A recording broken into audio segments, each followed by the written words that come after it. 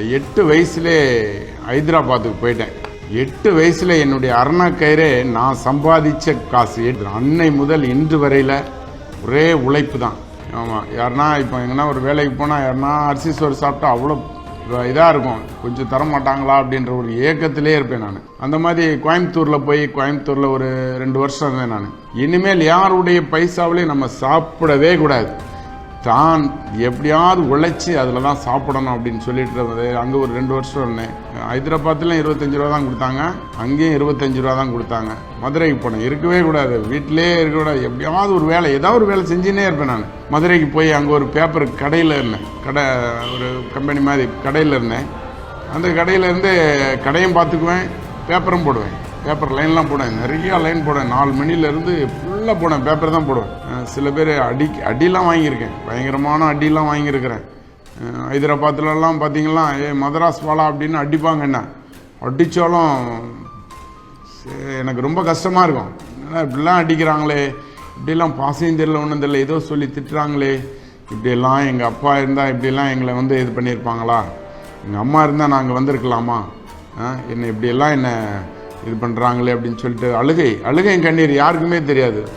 என்னுடைய அழுகை பார்த்தீங்கன்னா சொல்லி மாலே முடியாது, அப்படி அழுவேன் தனியாக, யாருக்கும் தெரியாமல் உட்காந்து அழுவேன் நான். இறைவன்கிட்ட மாட்டேன் தான். ஏன்னா அப்பாவும் மூஞ்சி பார்த்ததில்லை, அம்மா மூஞ்சியும் பார்த்ததில்லை, எனக்கு இறைவன் மட்டும்தான் எனக்கு உடம்பு சரியில்லை அப்படின்னாலும் கூட ஒரு நாள் ஃபுல்லாக 2 நாள் ஃபுல்லாக பேதியாக இருக்குது. நான் ஓனர்கிட்ட கூட சொல்லாமல் லைன் இதாகிடும்னு சொல்லிட்டு கஷ்டப்பட்டு சைக்கிளில் மெரின்னு வச்சு போவேன். யாதுவா காலேஜ் வரல மெரிப்பேன் நான்.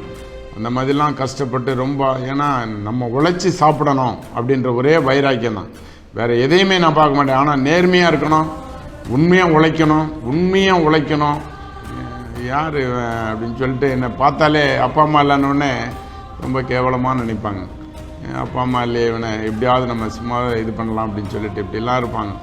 அப்போ அந்த கஷ்டப்பட்டு அந்த சைக்கிளில் மெரித்து அந்த ஐஸ் வைக்கும்போது தான் ஒருத்தர்கிட்ட சொன்னேன், ஆனால் ரொம்ப கஷ்டமாக இருக்குதுண்ணா, இந்த காசை 2 பைசா 3 பைசா கிடைக்கி இருந்தாலும் பரவாயில்ல, ஆனால் வியாபாரம் இல்லையே, ரொம்ப கஷ்டமாக இருக்குதுண்ணா அப்படின்னும் போது தான் அவர் சொன்னார், வா மெட்ராஸ் போகலாம் அப்படின்னு சொல்லிட்டு ஒரு 200 ரூபா வச்சுருந்தேன் நான் இந்த ஐஸ் வியாபாரம் பண்ணி. அப்படியே இருக்கும்போது தான் மெட்ராஸுக்கு வந்தேன். பார்த்துருங்க, மெட்ராஸ் ஆவடிக்கு வந்தேன். ஆவடியில் காமராஜர் நகர் 4வது தெருவில் ஒரு சிறு காய்கறி கடை வைக்கலாம் அப்படின்னு சொல்லிட்டு, அன்றைக்கெலாம் ரொம்ப கம்மி பார்த்துருங்க. அந்த காய்கறி கடை வச்சு வியாபாரம் பண்ணேன். அது நிறைய காஞ்சி போயிடும், இதாகிடும், வியாபாரம் இருக்கா. நம்ம புதுசாக கடை வைக்கிறதுனால பெரிய கடையெல்லாம் இருக்கும், கொஞ்சம் நிறைய கடை, கஸ்டமர்லாம் அங்கே போயிடுவாங்க. அப்படியே இருக்கும்போது அங்கே வியாபாரமே இல்லைன்னொன்னே ஒருத்தர் சொன்னார், வா பட்டாபுரம் கக்கஞ்சி நகரில் கடை வைக்கலாம், அங்கே நல்ல வியாபாரம் ஆகும் அப்படின்னு. சரிண்டு அந்த கக்கஞ்சி நகருக்கு போய் அங்கே ஒரு காய்கறி கடை வச்சு அங்கேயும் ஒன்றும் வியாபாரமே இல்லை, ரொம்ப கஷ்டம், தனிமை, யாருமே சப்போர்ட்டுன்னெலாம் நான் எதிர்பார்க்க மாட்டேன்.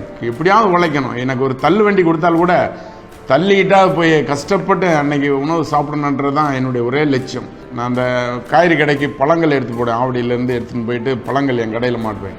அப்புறம் அந்த பழக்கடைக்காரர் தான் சொன்னார், தம்பி என் கடைக்கு ஆள் இல்லை வந்துடுறியா அப்படின்னு சொல்லி கேட்டார். சரி அப்போ இன்னும் கொஞ்சம் நாள் நம்ம இப்படி வேலை செய்யலான்னு சொல்லிவிட்டு அந்த கடையில் போய் சேர்ந்தேன். நான் சேர்ந்து 8 வருஷமாக அந்த கடையில் இருந்தேன். நான் சேர்ந்த உடனே 75 ரூபா சம்பளம் கொடுத்தாரு. எப்படியாவது நம்ம ஊருக்கு போகும்போது கூட நல்ல ஒரு இதாக போனோம் அப்படின்ற ஒரு வைராக்கியத்தில் ரொம்ப நாள் கஷ்டப்பட்டு அந்த மாதிரி தான் 75 ரூபாயிலேருந்து 8வது வருஷம் 500 ரூபா சம்பளம் கொடுத்தாரு. 2 லோடு காய் வரும், ஒரே ஆள் இறக்கணும், காலையில் பயங்கர பசி எடுக்கும், 50 பைசா தருவார், டிஃபன் போய் சாப்பிட்டு வாப்பா அப்படின்னு சொல்லிட்டு 4 இட்லி 3 இட்லி அப்படி தருவாங்க. ஆனால் நான் வந்த உடனே எங்கள் சப்ளை மாஸ்டர் கூட பார்ப்பான், எனக்கு பசி ஓவராக இருக்கும், 3 இட்லி 2 இட்லியை வச்சுட்டு சாம்பார் ஊற்றியே பசி அடக்குவேன் நான்.